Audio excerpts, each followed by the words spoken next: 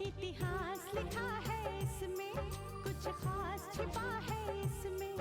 इतिहास लिखा है इसमें, कुछ खास छिपा है इसमें। मर्यादा है, कोई वादा है, विश्वास रखा है इसमें।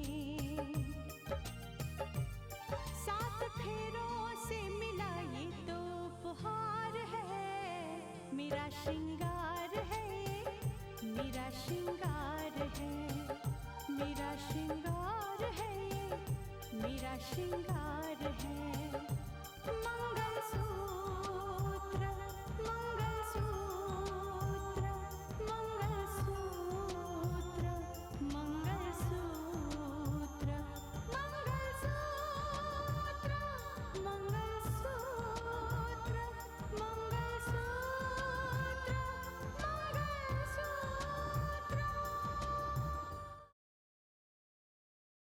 काश कि रोहित जी को होश आ जाए तो हमारे सारे सवालों का जवाब मिल सकता है। बस अब मैं उस दिन का इंतजार कर रहा हूं कि मैं उसके सामने बैठकर उससे बात कर सकूं। सूर्या, भगवान ने चाहा तो वो दिन बहुत जल्द आ जाएगा। अपने होने वाले बच्चे की खातिर ये लीव ले लो प्लीज। ठीक है। वो कौन है जो हमारी जिंदगी में जहर घोले हुए है? इस बात का पता लगाना बहुत जरूरी है। हमें बहुत सावधानी से काम लेना होगा, वरना सब उलट पुलट हो जाएगा। पुलिस की तलवार हमारी गर्दन पर लटकी रहती है, और ये सब रितिका की वजह से हुआ है। तो फिर रितिका का कुछ करना होगा। मुझे लगता है कि अब हमें सिर्फ रितिका के बारे में ही सोचना होगा, क्योंकि अगर रितिका नहीं रहेगी तो कुछ भी नहीं रहेगा। सब कुछ हमारी फेवर में होगा। अब हमें सिर्फ रितिका के बारे में सोचना है, कैसे उसे उसकी जिंदगी से आजाद किया जाए। घर में हलचल मच जाएगी, सबका ध्यान रोहित से हट जाएगा, सारे घर में मातम छा जाएगा। बस अब खुद को बचाने के लिए रितिका को रास्ते से हटाना ही होगा। तुम बिल्कुल ठीक कह रही हो।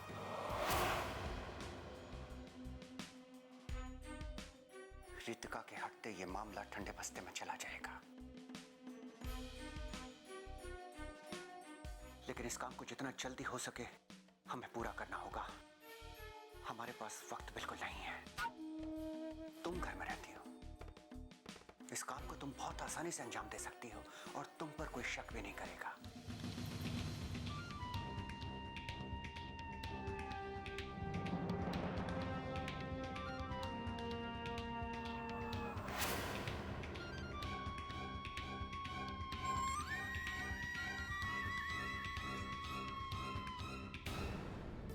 भाई जी, हॉस्पिटल जा रहे हैं? हाँ यार।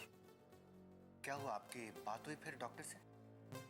नहीं यार, मेरी तो बात नहीं हुई, लेकिन कावेरी से बात हुई है उनकी।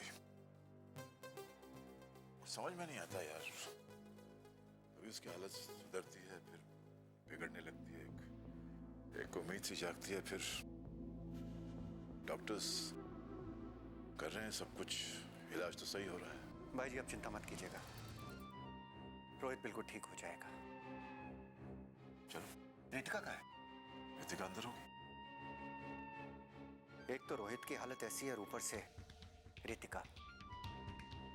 भाई जी, हम लोग रितिका की देखरेख नहीं कर पा रहे हैं। उसे इस हालात में देखभाल की जरूरत है। आज मैंने स्नेहा को बहुत डांटा। मैंने कहा कि अगर दीदी हॉस्पिटल में है तो इसका मतलब ये नहीं है कि तुम उसकी देखभाल नहीं करोगी। तुम्हें पूछना चाहिए कि उसने खाना खाया या नहीं, उसने दवाइयां ली या नहीं। ये रितिका भी अपने खाने पीने का ख्याल बिल्कुल नहीं रखती है। आप ठीक कहते हैं चाचा, इसीलिए मैंने ऑफिस में सिक लीव लेने के लिए सोचा है। मानस भी मुझे इसी बात के लिए समझा रहे थे। मानस बिल्कुल ठीक कह रहा है। देखो बेटा, काम लगन और जुनून के साथ करना चाहिए, लेकिन अगर जुनून हद से गुजर जाए ना, तो फिर इंसान जिंदगी के बाकी के पहलू भूल जाता है, और ये नहीं होना चाहिए। मुझे तो लगता है कि तुम्हें लीव के लिए एप्लीकेशन देनी चाहिए।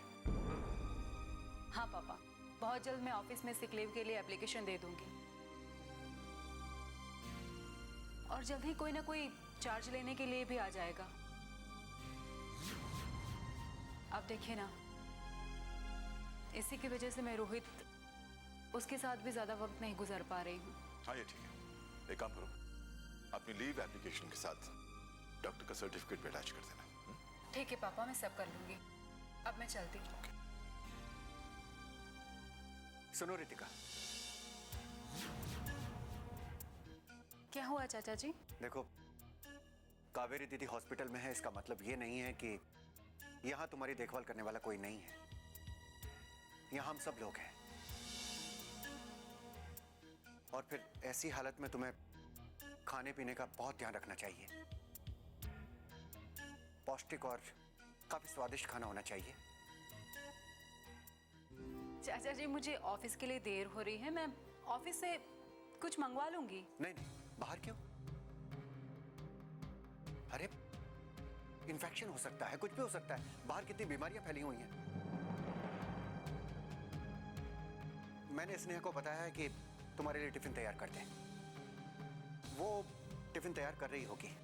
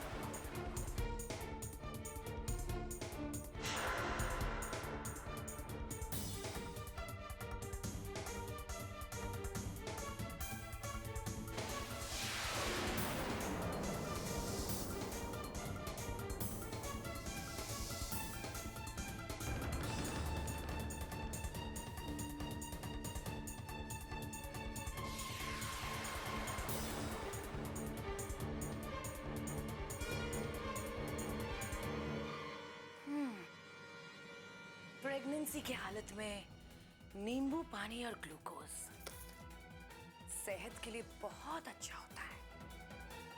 तुम्हारे लिए अच्छा हो या ना हो, हमारे लिए तो बहुत ही अच्छा होगा।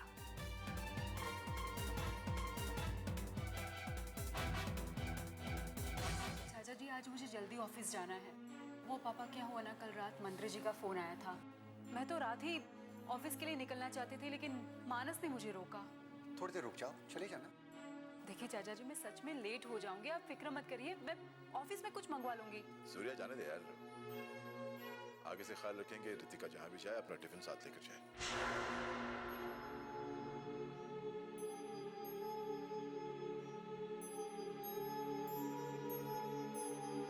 अरे रितिका,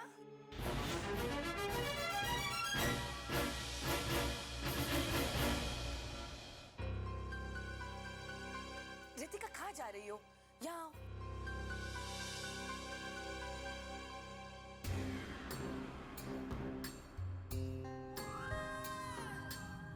जी चाची। ऑफिस जा रही हो रितिका? चलो टिफिन लेती जाओ।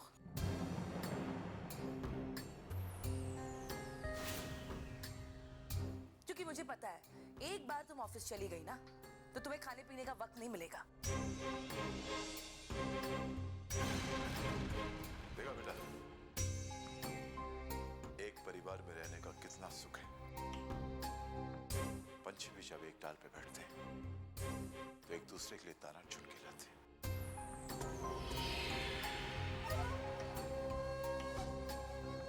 कावेरी हॉस्पिटल में है तो स्नेहा को तुम्हारी कितनी फिक्र है। कमाल करते हैं भाई जी, क्यों नहीं करेगी?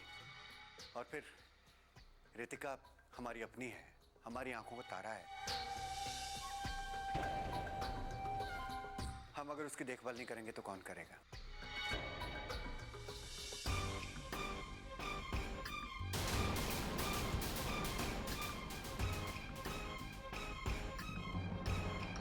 ये क्या है चाची? ये शक्कर और नींबू का पानी है और इसमें ना मैंने थोड़ा सा नमक भी डाल दिया है। मतलब ये एकदम ग्लूकोज जैसा बन गया है। ऐसी हालत में ना रितिका बहुत एसिडिटी की प्रॉब्लम होती है। इसे पीने से सारी तकलीफें दूर हो जाती है। इसे पी लेना। हाँ? और देखो रितिका, आज से तुम्हारे लिए सारी तैयारियां स्नेहा करेगी, क्योंकि मैंने ये जिम्मेदारी स्नेहा को दे दी है। आप लोग मेरे लिए कितना परेशान हो रहे हैं। अरे कुछ ही दिनों की तो बात है। एक बार तुम्हारी लीव सैंक्शन हो जाए तो फिर ये टिफिन विफिन का चक्कर खत्म हो जाएगा। अब तो टिफिन भी आ गया पापा। अब मैं ऑफिस जा सकती हूँ? रुको, मैं भी चलता हूँ। हॉस्पिटल में कावेरी अकेली होगी।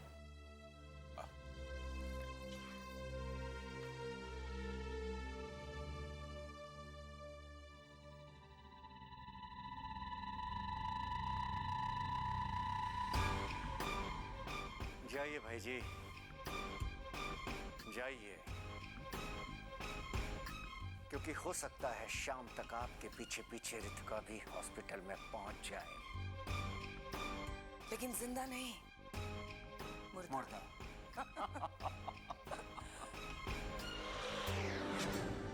शैलेंद्र, मुझे वो फंड के जो रजिस्टर है ना वो चाहिए। और ड्राइवर को फोन करके कह दो मेरे खाने का टिफिन और नींबू पानी की बोतल ला दे। ओके। रुको, फोन करने की जरूरत नहीं है। ओके। मुझे आप फंड के जो रजिस्टर है वो ही ला के दे दीजिए। Sure ma'am. जी। अभी आए। जी।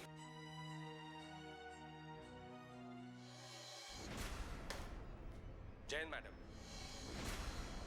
मैंने सोचा छानबीन की जानकारी आपको दे दूं। बताइए इंस्पेक्टर, क्या पता चला है आपको? हमने गुलशन शाह की बीवी मेघना को गिरफ्तार किया हुआ है।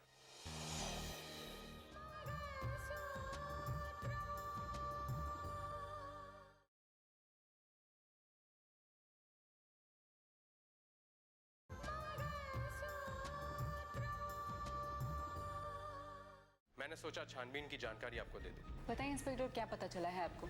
हमने गुलशन शाह की बीवी मेघना को गिरफ्तार किया हुआ है।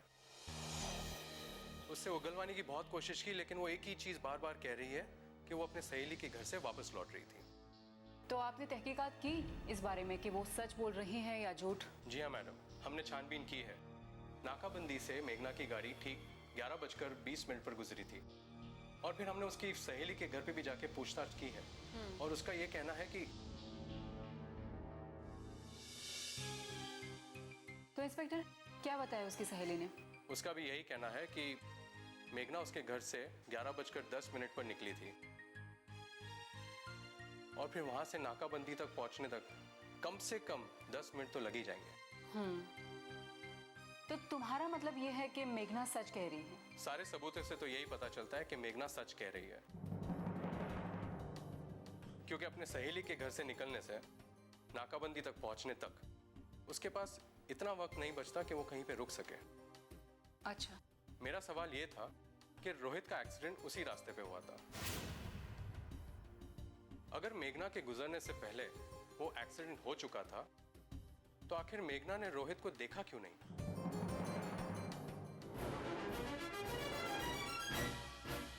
वेल इंस्पेक्टर, मुझे ये लगता है कि रोहित का एक्सीडेंट जिस जगह पे और जिस तरह से हुआ था वो काफी अंधेरे में था। शायद लोगों की नजर नहीं गई होगी उस पर। इस एक्सीडेंट के पीछे किसका हाथ है, हमें अभी तक इसके बारे में कोई सुराग नहीं मिल पाया और सारे सबूत यही कहते हैं कि मेघना बेकसूर है। अब इस मेघना के बारे में क्या किया जाए कुछ समझ में नहीं आ रहा है। तो फिर दीपाली से एक बार बात कर लो। तो मैडम आप क्या कहती है, मेघना को कस्टडी में रखा जाए या तो फिर छोड़ दिया जाए?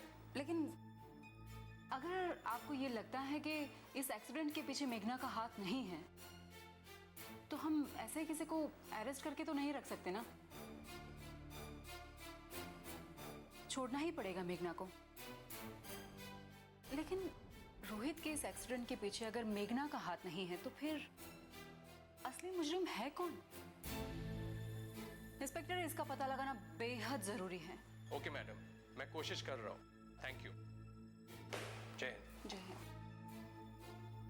मैं आपको बुलाती हूँ। श्योर।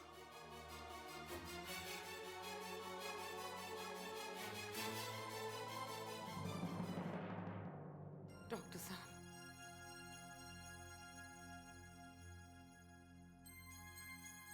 देखिए, हम खुद नहीं समझ पा रहे हैं ऐसा क्यों हो रहा है।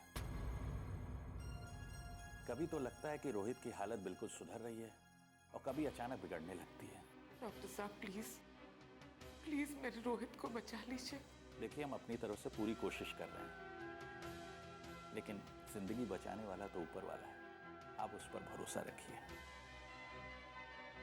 अच्छा, एक बात और, पुलिस की छानबीन में कुछ पता चला कि उसे मारने वाले लोग कौन थे? नहीं डॉक्टर साहब,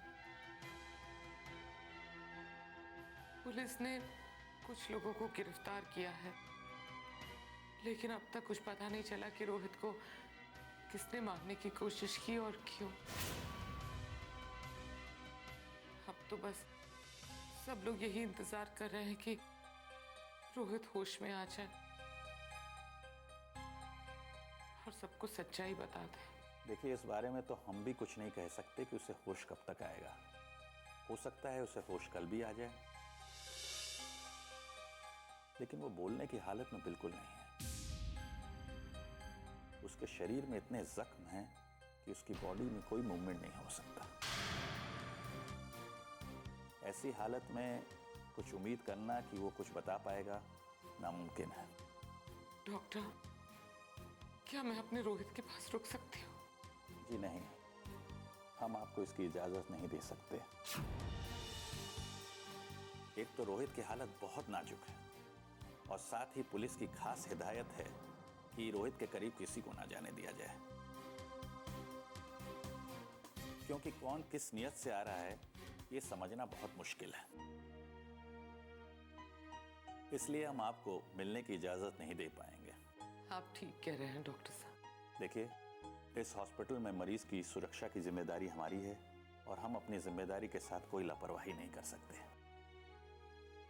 थोड़ा इंतजार कीजिए, रोहित की हालत सुधरने दीजिए, फिर देखते हैं। डॉक्टर, रोहित की हालत बहुत बिगड़ रही है, जल्दी चलिए। क्या?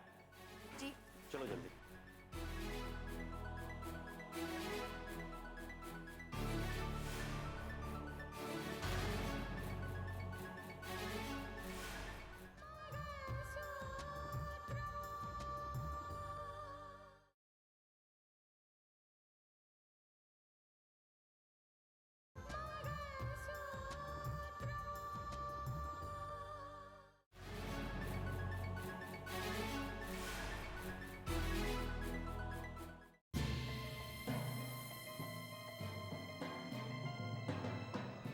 सर, अचानक से इनको इतने झटके क्यों आ रहे हैं? अरे, इसके शरीर में इतने चोट और इतने फ्रैक्चर्स हैं, उसी वजह से ये झटके आ रहे हैं। तुम एक काम करो, पर इन झटकों की वजह से इनको कुछ नुकसान तो नहीं?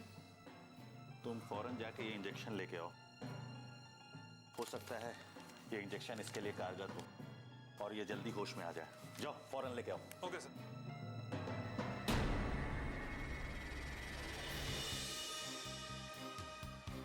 कावेरी, भैया, कैसे है रोहित? क्या क्या कहा डॉक्टर ने? भैया मैं डॉक्टर से बात ही कर रही थी, तभी नर्स ने आके बताया कि रोहित की हालत बहुत खराब हो गई, इसीलिए मैंने आपको फोन किया।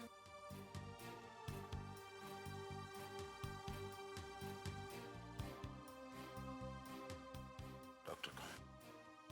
वो अंदर है रोहित के पास।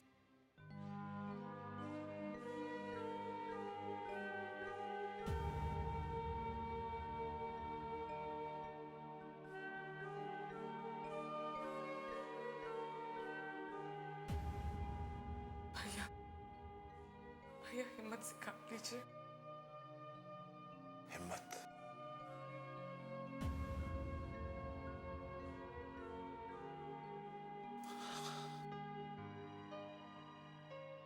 कावेरी, जब एक बाप अपने जवान बेटे को एक मोम की गुड़िया की तरह टूटता हुआ देखता है तो बड़े बड़े सूरमाओं की हिम्मत टूट जाती है।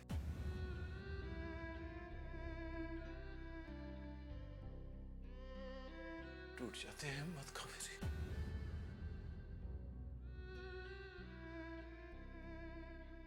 मैं